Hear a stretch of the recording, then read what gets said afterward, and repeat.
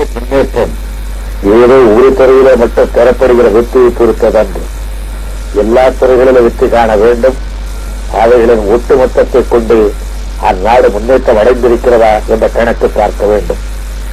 ஒரு நாட்டின் வரலாற்றிலே அவ்விதமான ஒரு கணக்கு அடிக்கடி கிடைக்காது. ஒரு நூற்றாண்டுக்கு ஒரு முறை கிடைக்கும் என்றும் கூறிவிட முடியாது. அந்த கணக்கு இந்த நாட்டுக்கு காந்தியடிகளின் வடிவத்திலே கிடைத்தது.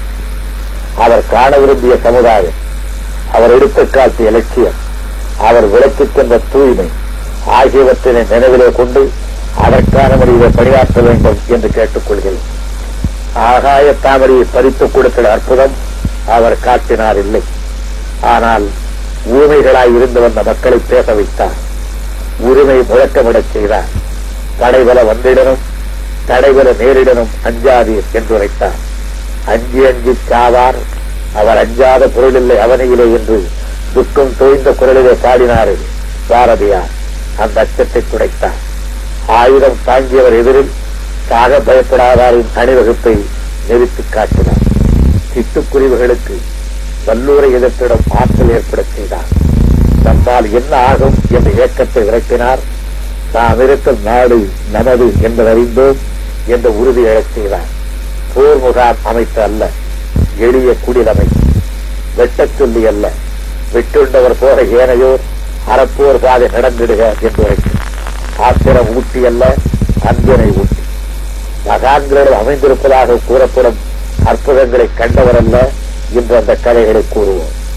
காந்தியடிகள் நடாத்திய அற்புதத்தை நாம் நமது கண்களால் கண்டோம். அந்த அரையாடை மனிதன் கோடானு கோடி மக்களுக்கு ஞானமுள்ள வாழ்வு பெற்றுத் தந்ததை விட அற்புதம் வேறு என்ன இருக்க முடியும்? இவராய் இந்தியாவின் தலைவர் என்று எள்ளி நகையாடியவர்கள் அந்த அற்புதம் நடைபெற்ற பிறகு இவரன்றோ தலைவர் என்று போகின்றனர். இந்நாட்டுக்கு மட்டுமல்ல, அடிமைத்தலை உடைத்திட விரும்பும் எந்த நாட்டுக்கும் அவர் காட்டிய அறப்போர் முறை பொருத்தமானது என்று இன்று ஆய்வாளர் பலர் கூறுகின்றனர். இந்தியா என்று ஒரு நாடுண்டு, அங்கு ஏலம் கிராம்பு பெறுவதுண்டு, பொன்னும் பொருளும் மிக உண்டு, போக்கரியாதார் நிரம்ப உண்டு என்ற அளவில் 16ஆம் நூற்றாண்டிலே உலகம் அறிந்திருந்தது. பிறகு படிப்படியாக இந்தியா பிரிட்டிஷ் பிடியிலே சிக்கிவிட்டது. அப்போது இந்தியா என்று ஒரு நாடுண்டு, அது ஆங்கிலேயருக்கு நல்ல வேட்டைக்காடு என்று உலகம் இடித்தும் பழித்தும் பேசிக் கொண்டது. விடிவெள்ளி தோன்றுவது போல திலகர் காலத்திலே விடுதலைக்கு முயற்சி செய்யப்பட்டது என்ற போதிலும் காந்தியடிகள் காங்கிரசுக்குள் புகுந்த பிறகு இந்தியா என்று ஒரு நாடுண்டு, அங்கு விழுப்பும் வீழ்ச்சிய மிக உண்டு என்று உலகம் அறிந்து கொள்ள முடிந்தது. காந்தியடிகளின் புகழுடைய மூலமே உலகம் இந்தியாவை கண்டு வந்தது. தன்னலமற்ற விளைவு பற்றிய கவலையற்ற போராட்ட மனோபாவத்தை நாட்டிலே காந்தியடிகளால் தான் உண்டாக்க முடிந்தது. அதற்கு முன்பெல்லாம் விடுதலை கோரி மனு செய்யும் மேதாவிகளிடமே நாடு இருந்தது. அவருடைய உருவமோ உடல் அமைப்போ பேச்சோ நடவடிக்கையோ ராணுவ மனப்பான்மையை ஏற்படுத்தக்கூடிய விதமாக இல்லை. ஆனால் அவரால் ராணுவங்களையும் எதிர்த்து நிற்கக்கூடிய வீர உணர்ச்சி லட்சக்கணக்கானவர்களிடத்திலே உண்டாக்க முடிந்தது. அவருடைய பொதுப்பணியிலே ஒரு கடுமையான சொல், ஒரு நேர்மையற்ற செயல், ஒரு சுயநல திட்டம் இருந்ததில்லை. அவருடைய சேவையினால் ஏற்பட்ட செல்வாக்கு இந்தியாவின் ஒளியையும் ஆசியாவின் புகழையும் நிறத்தினர் கொண்டு இருமாந்திருந்த ஐரோப்பிய வல்லரசுகளுக்கும் கிளி உண்டாக்கக்கூடிய அளவுக்கு பிறப்பித்தார். அவருடைய மொழியை கேட்க வெளிநாட்டு அரசாங்க தலைவர்கள் ஓடோடி வந்தனர். அவர் மண்குடிசையிலே தங்கினால் அது மதிப்பளிக்கக்கூடியதென்று மன்னர்கள் எண்ணினர். சுயராஜ்யம் பெற்றளித்து விட்டால் போதும் என்றவர் கருதவும் இல்லை, கூறவும் இல்லை. நாடும் மக்களும் எப்படி இருந்திட வேண்டும் என்பதனை அவர் கூறாமலும் இல்லை. சுயராஜ்யம் ஒரு லட்சியத்துக்கு வாய்ப்பு என்று அவர் கருதினார். ஒரு நாட்டு காதையிலே பொன்னி ஏடுவது, ஆனால் கடைசி ஏடு அல்ல என்பதை வலியுறுத்தினார். நாடும் மக்களும் எந்த நிலை பெற வேண்டுமோ அதற்கு அடிமைத்தனம் தடையாக இருக்கிறது. ஆகவே அதை எந்த விலை கொடுத்தேன் அகற்றியாக வேண்டும் என்று அவர் கூறினார். அடிமைத்தடை அகற்றப்பட்டது. ஆனால் அவர் எந்த நிலையிலே நாடு மக்களும் இருந்திட வேண்டும் என்று கருதினாரோ அந்த நிலையை ஏற்படுத்தி விட்டோமா? இல்லை என்பதை சொல்ல கூச்சப்பட தேவையில்லை. அச்சம் அகற்றினார். ஆங்கில அரசிடம் கொண்டிருந்த அச்சத்தை ஆனால் அச்சம் பிற துறைகளிலே இருந்தாகின்றதா? இல்லை. சமுதாயத்தில் மேலோர் கீழோர், செல்வர் வறியர், எளியோர் வலியோர் இருக்க மட்டும் அச்சம் என்கிற நகர். பசி அச்சுறுத்துகிறது, பற்றாக்குறை பயமூட்டுகிறது, குரோத உணர்ச்சி விரட்டுகிறது.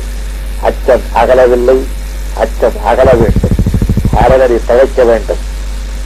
ஒரு புறம் செல்வம், அதனை சூழ வறுமை. ஒரு புறம் பளபளப்பான பட்டணங்கள், கோடியிலே வறுமை நடியும் சேரிப்புறங்கள். ஒரு புறம் தொழிற்கூடங்கள், மற்றொரு புறம் வேலை இல்லாதார் கூட்டம். ஒரு புறம் அறநெறி நிலையங்கள், பெரிதோர் புறம் சுரண்டல்காரர், சூது மதியினர், பதுக்கல்காரர், கள்ளத்தந்தையினர். இதை காண அல்ல அவர் காலமெல்லாம் உழைத்தது. இந்த கேடு எடுத்த ஒரு தூய நாடு காண விரும்பினார். கொலையும் களவும் சூதும் குடியும் நிரம்பிய இடம் நாடு அல்ல, காடு. காடு கூட அல்ல. அங்கு மது விற்பதற்காக ஒரு ஏற்பாடு இல்லை. கொடுமையை மறைத்திட பட்டாடை இல்லை. காதகத்தை செய்தும் தப்பித்துக் கொள்ள பணம் எனும் ஆயுதம் என்றுவார் இல்லை. காந்தியடிகள் இந்தியாவை மாண்புமிகு நாடு ஆக்கிட விரும்பினார். பூவற்ற சுரங்கலற்ற வகுப்பு பேதமற்ற நாடாக ஆக்க விரும்பினார்.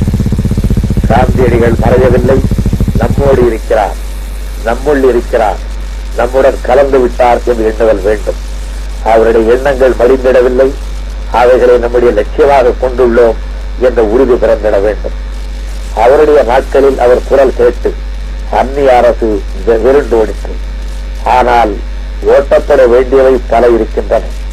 பொய்மையும் கயமையும் கல்லாமையும் இல்லாமையும் ஜாதி திட்டமும் வகுப்பும் ஆச்சரியமும் விருண்டோட வேண்டும். அதற்கு தேவைப்படும் தூய்மையும் வாய்மையும் அஞ்சாமையும் பணியாற்றும் தன்மையும் நம் ஒவ்வொருவருக்கும் இன்று பிறந்திட வேண்டும். பரம ஏழைகளும் இது தங்கள் நாடு என்று எண்ண வேண்டும். அதன் அமைப்பில் தங்களுக்கு முக்கியத்துவமும் அதிகாரமும் இருக்கிறது என்று அவர்கள் நினைக்க வேண்டும். மக்களில் உயர்ந்த ஜாதி தாழ்ந்த ஜாதி என்பதே இருக்கக்கூடாது. எல்லா சமூகத்தினரும் அந்யோன்யமாய் வாழ வேண்டும். அத்தகைய இந்தியா உருவாகவே நான் பாடுபடுவேன்.